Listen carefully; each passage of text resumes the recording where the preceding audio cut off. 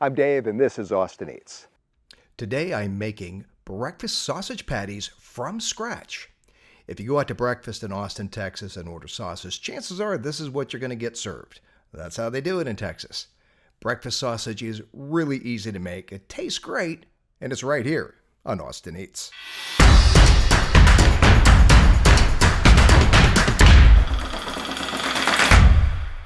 I'm going to start by cutting up a 2-pound Boston butt, also known as a pork shoulder, into 2-inch cubes. That's the perfect size to go into my meat grinder. A pork shoulder does not have enough fat to make good sausage, so I'm going to add a pound of pork back fat, also known as pork fat back.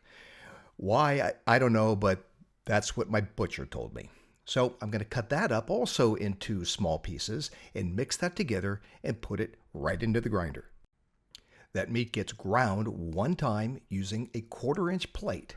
And then it's time to add the spices. And there's a lot of spices in Texas sausage. We start with some red pepper flakes, dried thyme, dried marjoram, dried sage, of course some cayenne pepper, black pepper, sugar, kosher salt, and a 1/2 cup of water. Then just mix this all together with your hands, a gloved hand preferably, and be careful not to squeeze the meat together. You don't want to change the texture of the sausage, you just want to get the spices nicely distributed throughout all of that ground pork and fat.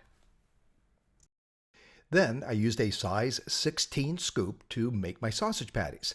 The size is on that little band right inside the scooper. That number tells you the number of scoops it takes to fill a 32-ounce or 1-quart container.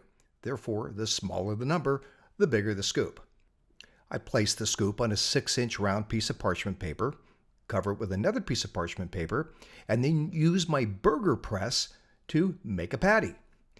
That then gets transferred to a cookie sheet that is lined with parchment paper. I fit 6 patties on one piece of parchment paper, then added another layer of parchment paper and 6 more patties, for a total of 3 layers in all.